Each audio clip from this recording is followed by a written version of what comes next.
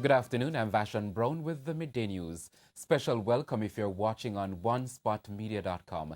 A reminder as well that you can watch TVJ live by downloading our One Spot Media app in the Google Play Store or the App Store. That's the number 1 followed by the words Spot Media.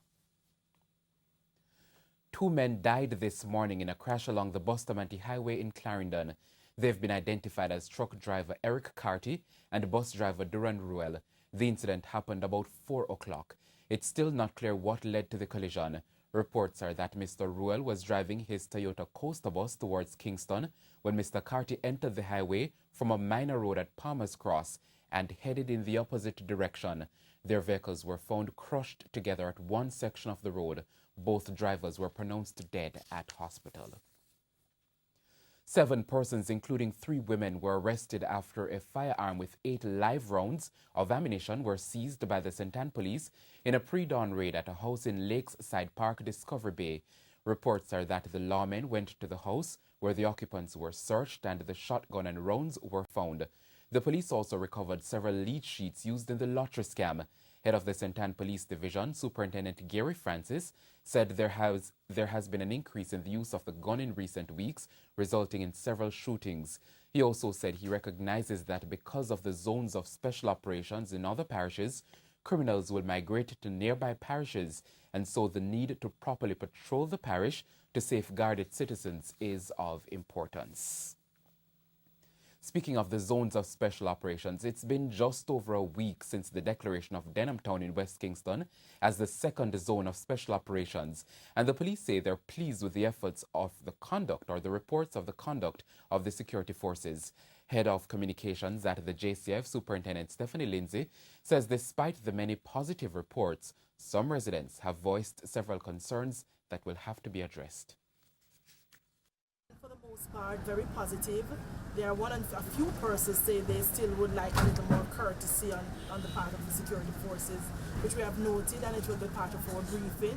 Everybody deserves to be treated with respect, and that is something that we are not watering down. Persons must be respected in every sense of the word, so we have noted those. But for the most part, it's commendation over condemnation.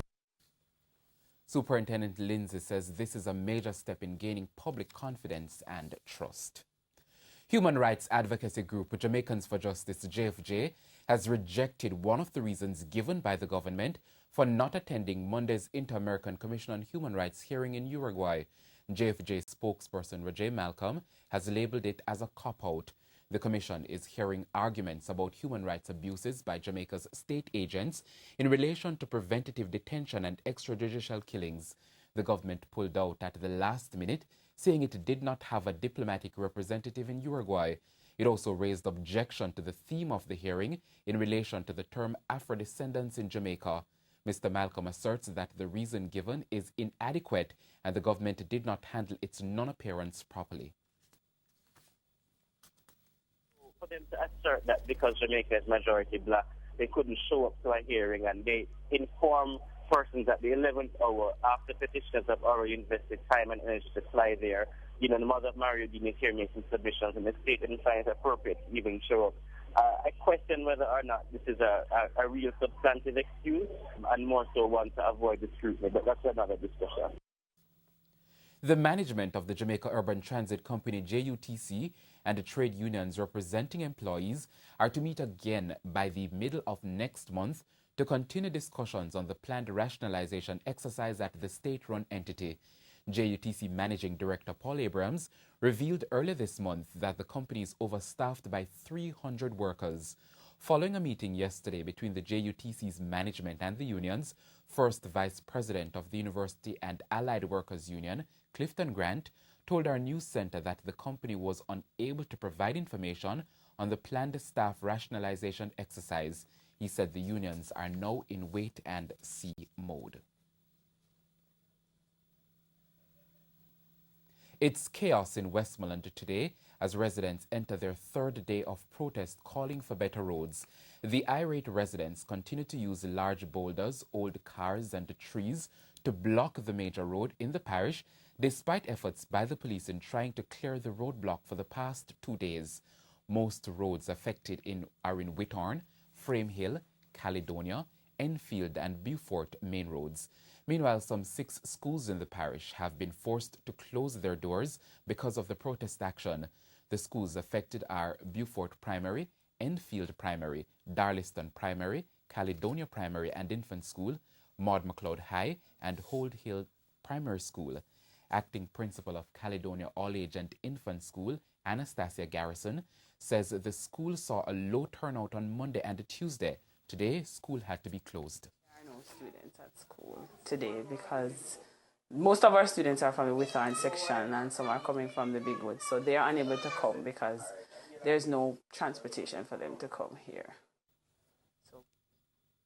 Some $26 million worth of zinc has been donated to hurricane-ravaged Dominica. The donation of 100 tons of galvanized sheeting came from Jamaica's Tankweld Group. The 300,000 square foot of zinc left the island yesterday after being loaded on a vessel at Tankweld's port in Rio Bueno, Trelawney. Tankweld's CEO, Chris Bicknell, says this will assist with the re-roofing of almost 1,000 houses. He says the Caribbean Disaster Emergency Management Agency, SEDEMA, is to receive the sheets of zinc on November 7. The sheeting to then commence the implementation of re-roofing the various houses. They have identified certain communities of the most vulnerable, and they will be executing the re-roofing of the several houses in these communities. Now, Dominica was ravaged by Hurricane Maria last month. Without warning, the storm rapidly accelerated from a Category 3 to a Category 5 storm hitting the island. Many countries, including the United States, have suffered from this year's brutal hurricane season, but Dominica faced the highest death toll per capita. To date, 26 people are confirmed dead, 31 are still missing, and more than 50,000 people are displaced on the island that has a total population of roughly 74,000 people. And it's time now for a look at what's coming up in this evening's Health Report. The next edition of the Health Report, we look at the vaccine for human papillomavirus HPV. And we have evidence in other countries that have introduced the vaccine. They have done studies for up to 9.4 years, 9.5 years, and they have not attained 80% coverage. They've attained just 60%, and they have seen a 68% reduction in their population being exposed, contracting the virus and developing the precancerous lesions. So it works. That's the Health Report this evening in Primetime News. And now for today's Healthy Living tip. Discuss HPV vaccination with your pediatrician when your child is over 8. Think about the possible consequences of not getting the vaccine. Then make a choice of whether you want your daughter or son to receive the vaccine. Talk to your doctor about the costs and if the vaccine is covered by your insurance, either as routine care or as preventative care, or by prescription under your medication health benefit. If you're an older teenager or young adult and have not been vaccinated, discuss with your doctor if you can receive the vaccine. And side effects are very rare, but if there are any symptoms after vaccination, let the doctor know immediately so side effects can be treated appropriately. And thank you, Shamela. Now it's time for news overseas. Republican Representative Tom MacArthur has warned that threatening the GOP's top priority of passing major tax reform could block the passing of the budget this week. The Republican tax reform framework proposes eliminating the state and local tax deduction. We go to the CNN for more. We're here to try to accomplish things for the American people. We're all on the same page on the issues that I've mentioned, and of course front and center is comprehensive tax reform, as my colleagues have described. Try to get the country going again and growing again, and that's what we're going to work on. If there's anything all Republicans think are important to the country and to our party, it's comprehensive tax reform. The issue itself brings about great unity among our members. And so we're concentrating on the agenda that we have for the American people. The President shares that agenda, is going to do a good job, I think, promoting that agenda, and we intend to achieve what we set out to achieve before the end of the year. And time now for sports. Title holders Jamaica College have booked their semi-final ticket, while it will take the final series of matches on Saturday to decide Group G of the Isaflo Manning Cup quarter-final round following Tuesday's latest series of matches. Four-time defending champions Jamaica College and Calabar appear headed for a draw at the Constant Spring Complex, having played out a goalless first half and extending that deadlock into the better part of the second half. However, JC's top player Tariq McGee came up big for the Dark Blues in crunch time when it mattered. He converted a free kick 7 minutes from time to settle the issue, as JC assumed pole position in the group and also confirmed their place in the November 15 semi-finals. Adams in the wall. Here's Tariq McGee! Tariq McGee delivers for Jamaica College on minute 83. It's all JC, and it's their number 10 yet again. Meanwhile, Group G remains wide open following two drawn results on Tuesday. In TVJ's second game of the day from Constant Spring, Holy Trinity and St. Andrew Technical played out a 0-0 draw. The game served up very few chances, and the result combined with the 0-0 draw between St. Catherine High and St. George's College means that all four teams are now on 2 points each, entering Saturday's final series of games, where Holy Trinity will meet St. Catherine High and St. Andrew Technical will take on St. George's College. Elsewhere on Tuesday, preseason favourites Kingston College moved a step closer to the last four after their 3-0 win over Bridgeport at the Prison Oval. KC will now need only a draw against Jamaica College on a Saturday, while Calabar must beat Bridgeport by at least 5 clear goals and hope that KC lose to Jamaica College. Central Titans recorded the only outright win in the latest round of matches in the JCA two-day Elite League. The Titans, holding a 48-run first innings lead against Northern Panthers at Kaiser, declared on 194 for 7 in their second innings with Stephen Taylor 60 and Trevon Griffith getting the runs.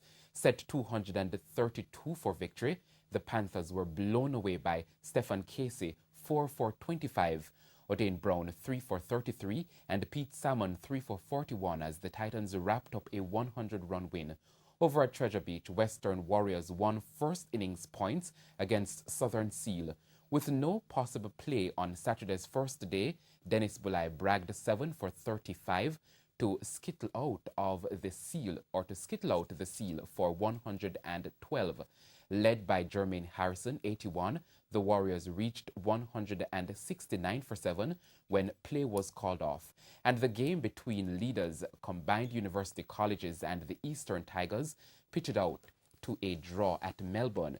Resuming on 186 for 2, the university team were dismissed for 293, with John Ross Campbell getting 138 and Cassius Burton 76. The Tigers limped to 197 for 7 when stumps were drawn. Coach of the university team, Gibbs Williams, says the team will still be able to challenge for the title, even though a couple of his players will leave with the Scorpions. Heavy rains and it affected the outfield, but I thought that we batted really well, and I knew the quality bowling that we have, we would have put them under pressure to get those runs. So we were really hoping to have gotten at least first innings points. So I'm disappointed we didn't get it, but I'm happy how the team applied themselves. And that's the Midday News. I'm Vashon Brown. Join us at 7 for a Primetime News package. On behalf of the news, sports, and production teams, have a good afternoon.